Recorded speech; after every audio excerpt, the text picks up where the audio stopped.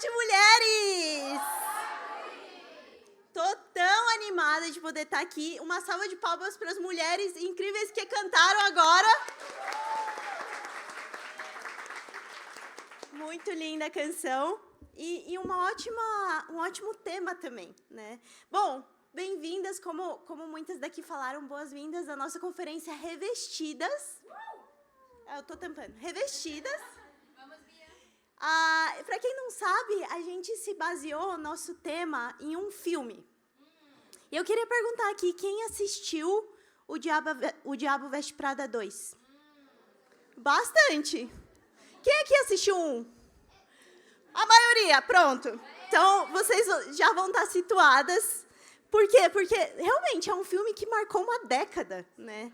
É um filme muito... Eu acredito que ele fez muito sucesso agora, porque é muito nostálgico ver os personagens. Eu fui assistir semana passada com algumas amigas e realmente, assim, a gente se sente conectado com os personagens. E é um mundo que a gente gosta muito, o mundo da moda. Mas eu queria compartilhar aqui algumas lições que eu fiquei pensando depois do filme. Eu vou tentar não dar spoiler para quem não assistiu, mas, de novo, ele fala um pouco do personagem da Miranda, que era a antagonista. Miranda é a chefe da protagonista, que é a Andy. E a Miranda é um símbolo, assim, a personificação da indústria da moda. Ela é fria, ela é competitiva, ela se veste muito bem. E ela trata, infelizmente, as pessoas como escada. Ela pisa nas pessoas, se isso significa ela poder crescer.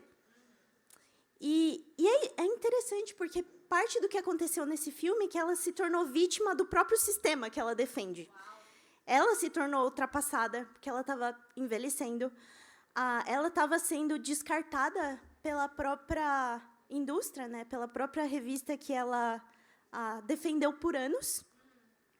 E ela foi obrigada a se atualizar, muitas vezes ferindo quem ela realmente era. Então, ela foi obrigada a se tornar alguém que ela não era. Então, tudo que ela defendeu e viveu a vida construindo se voltou contra ela. Né? E eu fiquei pensando, nossa, que triste isso.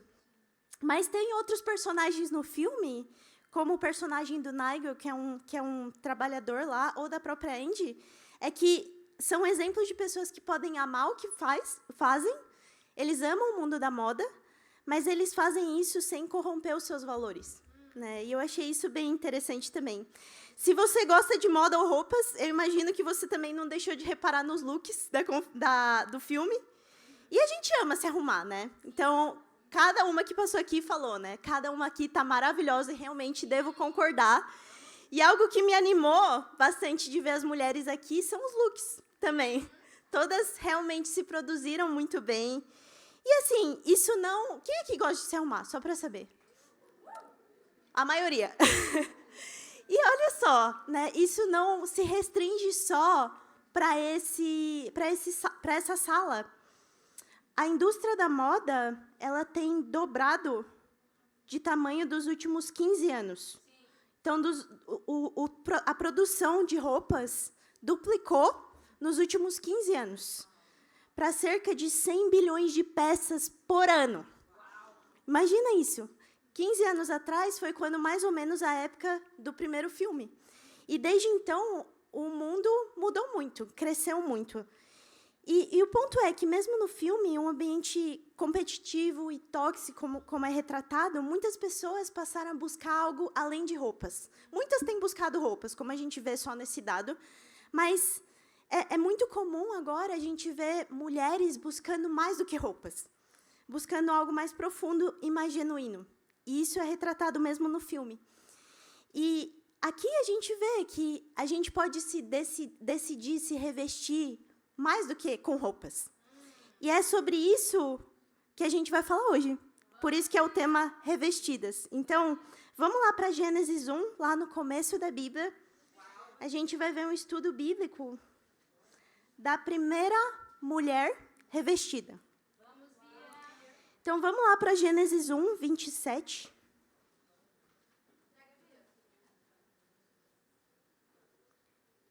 Gênesis 1, 27.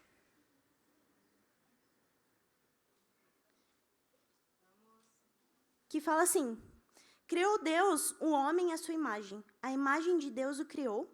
Homem e mulher os criou.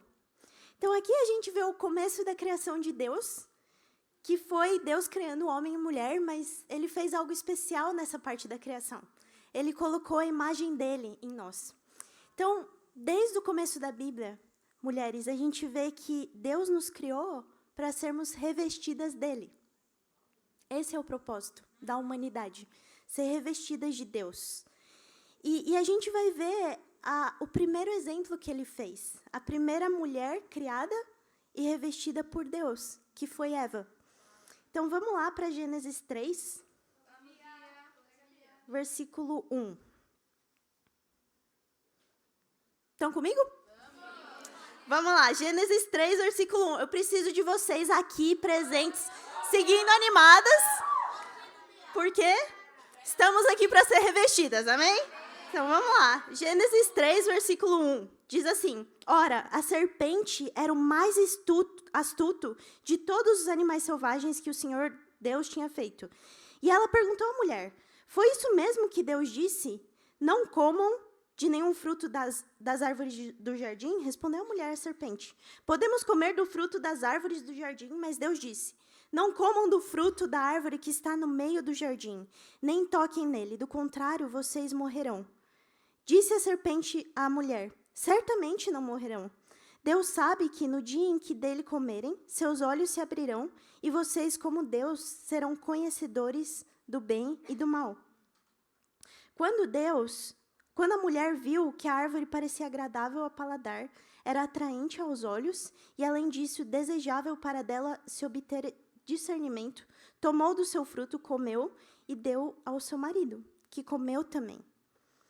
Então, aqui a gente vê o começo do relato da queda. Foi quando o pecado entrou no mundo. E a gente vê a serpente, que personifica Satanás, tentando e enganando Eva. E é interessante porque a gente vê a natureza pecaminosa desde aí. Imagina isso, ela foi colocada num jardim perfeito. Ela era revestida de Deus. Ela não tinha pecado até então. Tudo que ela conhecia era Deus ou a criação de Deus. Era tudo que ela conhecia. E Deus colocou, mesmo no jardim, ele deu acesso a tudo. Ela não precisava se preocupar em trabalhar. Ela não precisava se preocupar em fazer nada. Só desfrutar do jardim. Deus colocou um limite. E adivinha qual era a coisa que Eva desejava? Era o limite. Era a única coisa que Deus falou: olha, não faz. Ela queria fazer.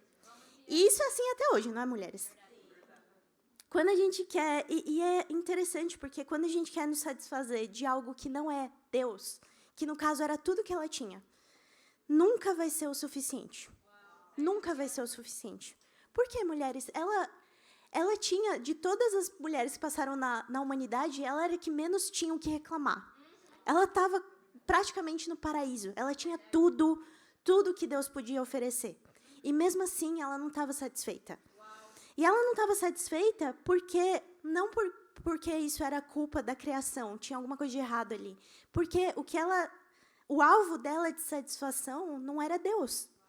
Então, ela queria mais. E vamos ver o que acontece aqui, do versículo 7 a 8, que diz assim: os olhos dos dois se abriram e perceberam que estavam nus. Então, juntaram folhas de figueira para cobrir-se. Ouvindo o homem e sua mulher os passos do Senhor Deus, que andava pelo jardim quando soprava a brisa do dia, esconderam-se da presença do Senhor Deus entre as árvores do jardim. Então, olha que interessante, né? Vendo essa escritura, eu só consigo imaginar, nossa, Deus caminhava no jardim na brisa da tarde. Imagina isso.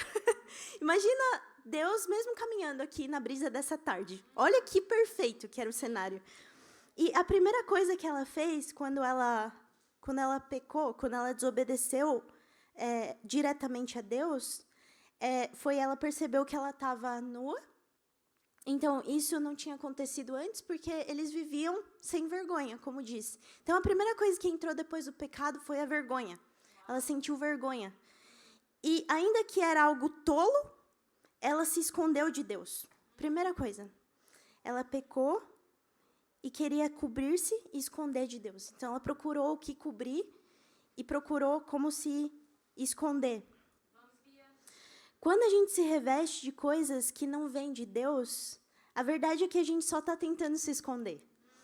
Né? Porque a gente vai ficando mais e mais longe da nossa essência, que foi criada por Deus. Quando a gente quer se revestir do nosso sucesso, da nossa beleza física, ou dos nossos status, ou dos nossos relacionamentos, a gente vai ficando mais e mais longe de quem a gente realmente é.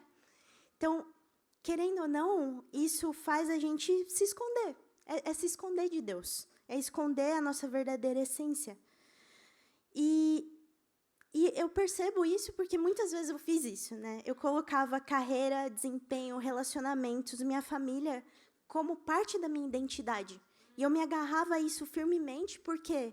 Porque, em partes, eu não entendia quem eu era. Eu não entendia meu propósito aqui. E sabe o quê? Isso também é falado no filme, e é um perigo. É um perigo a gente construir nossa identidade com algo que é passageiro. Então, mesmo Miranda, que era a antagonista do filme, a chefona, ela entendia que ela ia ser substituída. Então, imagina isso, ela passou a maior parte da vida dela construindo o caráter, a identidade dela em volta da carreira dela, e ela viu tudo isso começar a ruir. Sem isso, ela nem sabia quem ela era mais.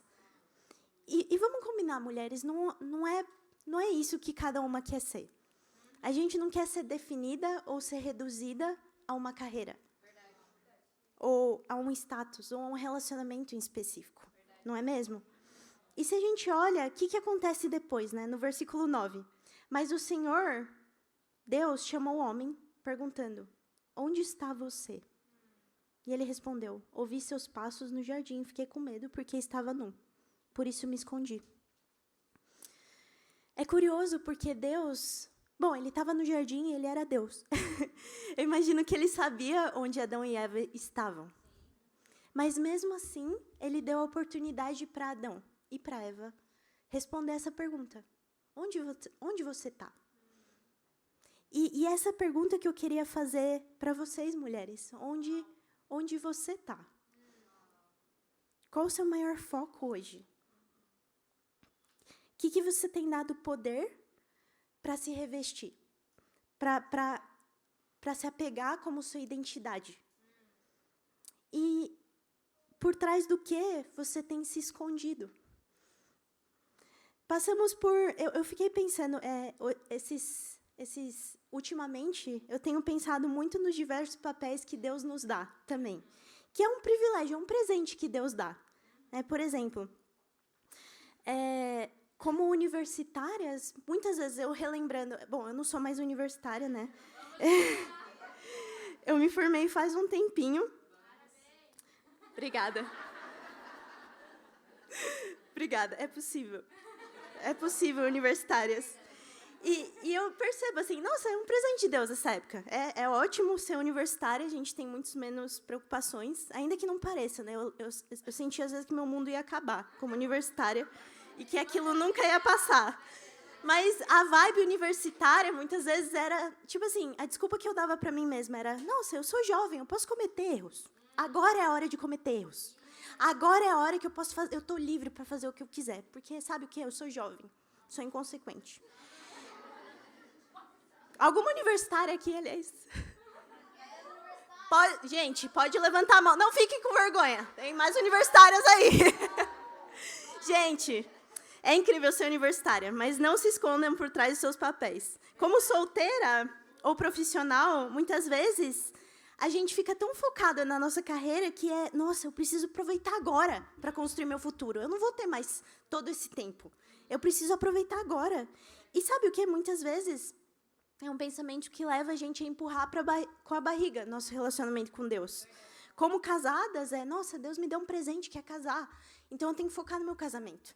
Eu não tenho mais tempo. E mais recentemente, Deus me deu o privilégio de ter o papel de mãe, o que é incrível. Então, eu sou mãe de um bebê lindo, tá por aí, inclusive. com o pai dele, que, eu não sei, foi para lá. Porque é uma conferência de mulheres, né? Então, eu tenho a honra... Ele tem 6 meses, né? Vai fazer 7 meses. Tem sido o desafio mais atual, porque é a coisa mais desafiadora que eu já amei. Poderia definir assim. Mudou minha rotina, meu corpo, minhas prioridades, meu cérebro, a forma como eu penso, minha liberdade de ir e vir, e o meu tempo para mim, né? E foi onde eu mais percebi como é fácil a gente desaparecer por trás de um papel. De eu confundir minha identidade e me perder ali. Nossa, é um papel... E é um papel incrível, é um papel que é um presente de Deus. Mas se eu não estou segura e eu me agarro à minha identidade com Deus, eu desapareço por trás desse papel. E papéis, por mais significativos que sejam, por mais grata que você está, um papel não compõe a sua identidade. Uau, muito bom, Bia. Não se esconda atrás disso. E antes mesmo de ser mãe, esposa, profissional, líder, eu sou discípula de Jesus. E se a minha identidade não está alicerçada nisso, eu desapareço. A verdade é essa. Podemos também, sem querer, nos revestir de coisas que a gente não percebe, mas que têm tomado conta de nós. E compartilhando um pouco como eu cresci, eu acho que uma das palavras que definem a recorrência do que eu sentia crescendo é insuficiência. A verdade é que eu sempre, vira e mexe, assim, ao longo da minha vida eu fui conquistando coisas e eu me sentia insuficiente. Eu parava para pensar tudo que eu tinha e eu me sentia insuficiente. Eu me sentia insuficiente pensando nos meus pais, que são incríveis pais. Mas, bem, eu nunca morei com meu pai. E minha mãe, ela criou eu e meu irmão com 2 empregos, né, para poder sustentar a gente. Então, eu sentia muito essa ausência de amor dos meus pais. E era muito o que isso se transformou numa ferida. Era muito o que eu sentia dessa carência. Nossa, eu sentia essa insuficiência. Isso passou, sem querer, parte de quem eu era. Passou a ser parte da minha identidade. Por conta disso, eu corri muito atrás de relacionamentos para poder me preencher. E também por conta disso, para querer me sentir mais amada, talvez pelos meus pais ou pelas pessoas ao redor, eu procurei muita performance. Eu procurei resultados. Então, talvez com resultados, eu sinta essa proximidade com a minha família, com as pessoas. No fim, eu queria ser amada, mas eu sentia muito essa insuficiência. E no fim, eu percebi que eu me revestia muito do amor dos outros. Era o que eu amava me revestir, era o que eu buscava em tudo. E por conta disso, eu cresci me sentindo insuficiente. Sem querer, eu vi meus olhos treinados para identificar o que falta. O que falta nas pessoas, o que falta no meu dia a dia e o que eu não tinha. Era o treino dos meus olhos. Era tudo que eu via. Então, minha pergunta para vocês, mulheres, é: diante dos seus papéis, seus afazeres, seus relacionamentos, o que você tem dado poder para te definir? E, às vezes, não pode ser... Eu deixei muito isso. Eu era o que me faltava. Essa era a minha identidade. Eu era o que me faltava. Tudo que me faltava era o que eu me apegava. Talvez não seja isso para você. Talvez você pode se identificar mais com as suas feridas. Tudo que você pensa, tudo que você é, às vezes volta para o que te feriu. Quem te feriu. E quando eu digo...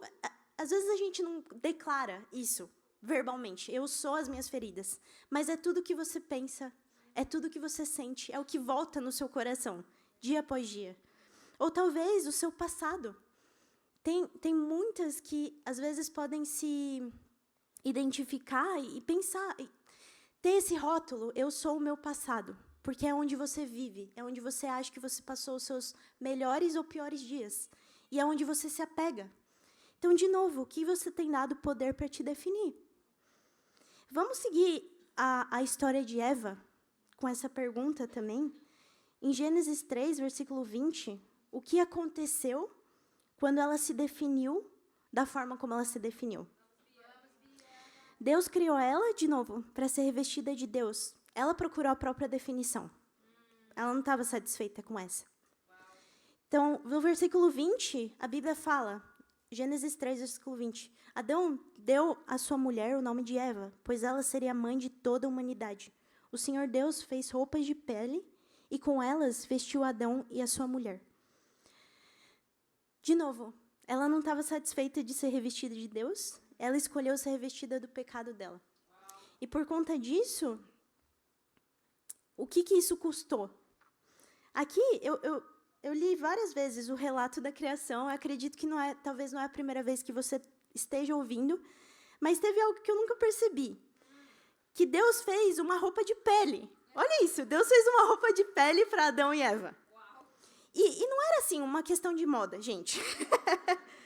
Deus fez isso porque, enfim, ela estava autoconsciente que ela estava nua, estava com vergonha. Então, Deus fez uma roupa de pele para ela. Mas se você para pensar, esse é o primeiro relato de morte da Bíblia inteira.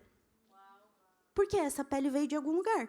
Deus matou, provavelmente, um animal, pegou a carcaça e vestiu Adão e Eva. Então, o primeiro relato de morte está aí. Está em revestir Adão e Eva, depois que eles pecaram. Isso é o que custou. Isso custou a desobediência de Eva, custou morte. O vilão, mulheres, não é seus diferentes papéis que Deus deu. Mas, pouco a pouco, o pecado começa a tomar conta desses papéis sutilmente, sem você perceber. O problema não é seu trabalho.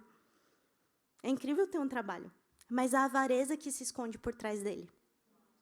O problema não é sua família. É incrível ter uma família também. Mas, pouco a pouco, você pode passar a idolatrar sua família e colocar ela à frente de Deus. O problema não é seu namoro ou seu casamento, mas os valores mundanos em que você baseia eles. O que escolhemos nos revestir tem preço. E teve preço sempre, desde o primeiro pecado que surgiu na Terra. E o preço foi morte. Se a gente vai lá para Gálatas 3, versículo 27, vamos lá. Gálatas 3, versículo 27.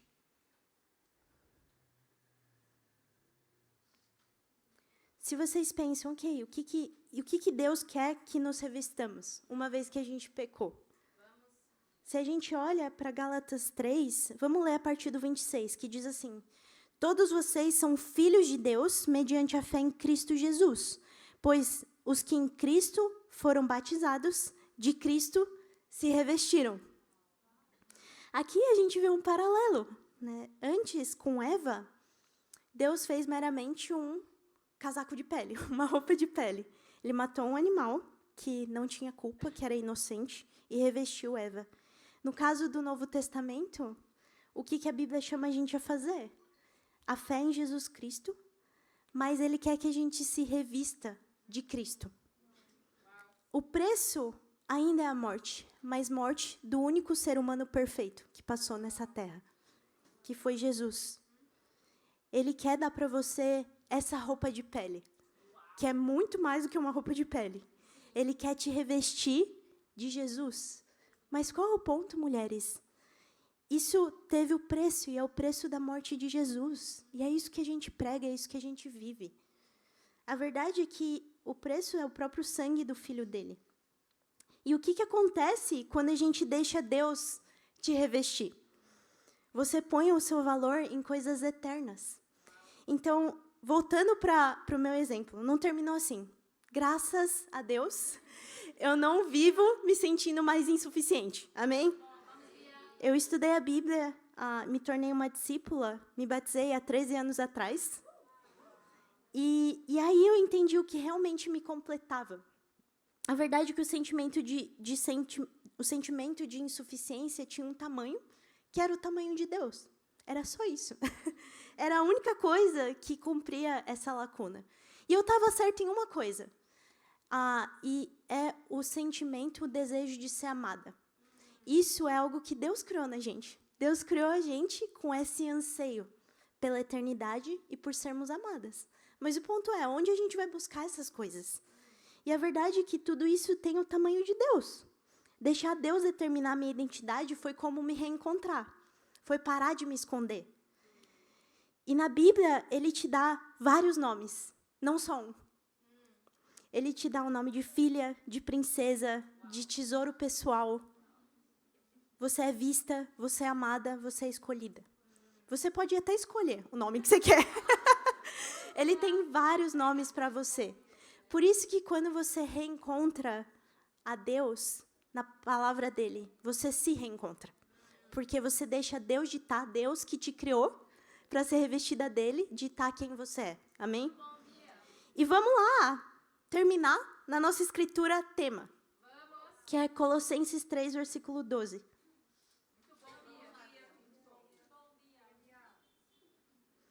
Colossenses 3, versículo 12.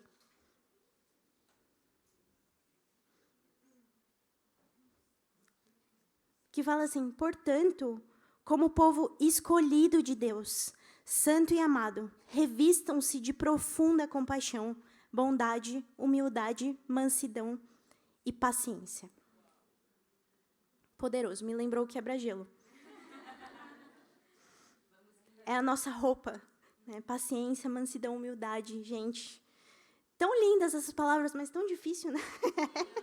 Mas eu amo essa escritura porque ele começa falando exatamente o que a gente estava citando, que são nomes para você. Ele fala como povo escolhido de Deus, santo e amado. Você é escolhida por Deus, santa e amada. Deus sabe exatamente quem você é. E Ele te criou para ser extraordinária. Extraordinária. A única forma de realmente descobrir essa versão extraordinária de você é ir para Ele. Não tem outra saída. E Deus escolheu você, primeiramente, para estar nesse evento. E como a Camila disse no Bem-vindo, não é só um evento. Você veio aqui para poder se reencontrar com você mesmo e com Deus. Amém? Deus te valoriza como ninguém jamais te valorizou antes. Ele vê cada esforço seu, cada lágrima que você derramou sozinha, cada pedido de socorro. Ele vê seu desespero, seus desejos. Ele se aflige quando você se aflige. É o que fala a Bíblia. Ele se lembra de orações que você fez em secreto que nem você lembra. E Ele está trabalhando para responder. Olha que poderoso. E Ele te chama, por conta de tudo isso, a se revestir de todas essas virtudes que são dEle. Isso é como uma armadura, mulheres. Quando a gente decide se revestir das várias coisas que a gente vê aqui, compaixão, bondade, humildade, mansidão, é como uma armadura que blinda a gente de todo o restante, da competitividade do mundo, da insegurança, dos ambientes tóxicos. Ele já te escolheu, mas é sua responsabilidade abrir seu armário espiritual e decidir do que você vai se revestir. Amém? E como fazer isso, mulheres? Como se revestir do que é santo e puro para Deus? Meu desafio para você é que você estude a Bíblia com a mulher que te convidou. Porque esses nomes que eu citei aqui, de quem são vocês, não são coisas que vieram na minha cabeça. São coisas que eu li na palavra de Deus. Né? E se você está aqui, eu queria te chamar a um passo além. Não só vir para um evento. Se você só vem para um evento, isso daqui vai ser um evento para você, realmente. Mas lembra desse evento como uma decisão de se aproximar de Deus. E isso é só na palavra dele. Amém? Meu desafio é que você estude mais profundamente a Bíblia e realmente descubra pessoalmente quem você é com Deus. De coração, é a melhor decisão que você pode tomar na sua vida. E, mulheres, eu queria muito agradecer, de novo, a oportunidade de estar aqui. Queria muito dar um agradecimento especial à Julie. Então, a Julie lidera a região sul e oeste. E ela está grávida do Nathaniel, então está esperando um filhinho. E tem preparado todo esse evento. Com outras mulheres que estão aqui. A gente preparou tudo isso com muito carinho, mas ela se esforçou muito. Teve um pequeno contratempo que está meio gripada, então estive aqui. Estamos unidas, lutando juntas, mas eu queria muito agradecer e levantar você, Julie. E bem, vamos fazer valer a pena esse evento para cada um de nós. Espero que vocês sigam desfrutando. Amo muito vocês. Para Deus seja a glória.